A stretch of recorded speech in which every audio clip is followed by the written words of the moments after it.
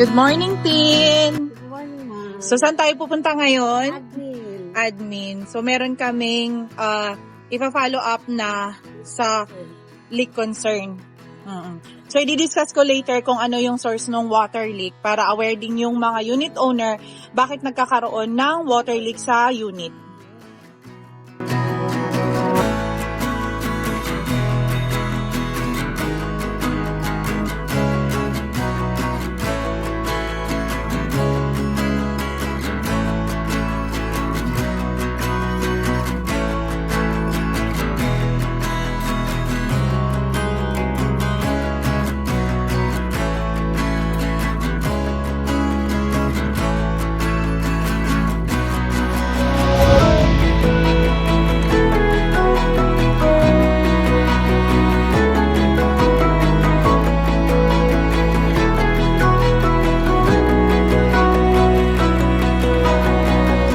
Kamusta ang pakipag-usap, Tin? Okay, success. Success? Yes. Kakausapin daw si owner. Engineer. Si engineer lang bahala. Okay. And katatapos lang namin sa admin meeting. So nalaman, explain ko sa inyo ngayon kung anong reason ba't nagkaroon ng water leak. So ang water leak is galing sa bathroom, doon sa water pipe. May nag-install doon ng faucet, and then na-hit nila yung water pipe. And then, ang nangyari, gumapang yung tubig, hindi pa baba. Pa slant. So, ang nangyari, from unit namin, doon siya sa kabilang side, sa upper unit. Ganun ang nangyayari kapag ang tubig, wala siyang, naghahanap talaga siya ng way kung saan magmamanifest.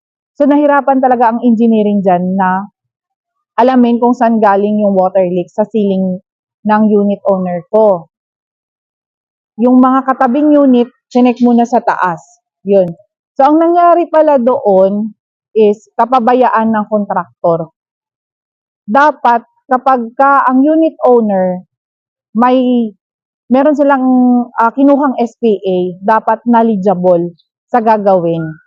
And then, yung contractor, bago sila gumawa ng mga, kapag may i-drill, kailangan talaga magtanong sila sa admin, kumuha ng working permit.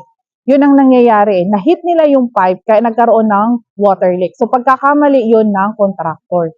Ngayon, nakausap namin si unit owner doon sa taas, ayaw niyang sagutin dahil hindi niya daw yun kasalanan. Yes, hindi niya kasalanan, pero sa unit niya galing, and then yung contractor niya ang dahilan kung bakit nagkaroon ng water leak doon sa unit namin. So, yun yung kino-coordinate namin sa admin. Sa mga unit owner, kapag kagaling talaga sa inyo yung source, and then kapag naman siya, kaka-turnover lang, meron kayong 1-year warranty na pwede ninyong i-inform si SMDC. Pero kapag wala na yung warranty ninyo, kayo po talaga yung sasagot kapag kayo yung nakadamage sa unit. So, i-update ko kayo kung ano na yung nangyari. Kasi kino-coordinate namin sa unit owner ng nakadamage. Hanggang ngayon, almost magsi 6 months na, hindi pa rin siya nakikipag-coordinate. And then yung SPA niya, ang dami din sinasabi, which is meron na talagang proof na galing doon sa ginawa nila. Yung SPA pa naman is matagal ko na siyang kakilala. And then, hindi talaga siya nakikipag-coordinate. Concern ko talaga, sana makipag-coordinate talaga yung SPA. At saka aminin niya naman na talagang siya yung nakadamage ng pipe doon. And ito pa, nagkausap kami, ang gusto niya, kasi na-damage nila dahil sa water, na-damage yung exhaust fan na may light.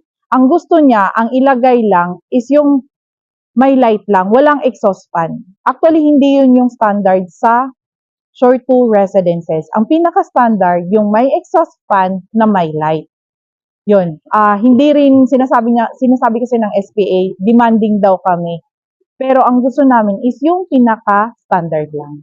So, sa mga unit owner na nakaka-experience ng water leak, pwede ko kayong i-assist. sa mga concern ninyo, just email us at inquiry@talktotindale.com. Thank you. See you in my next vlog.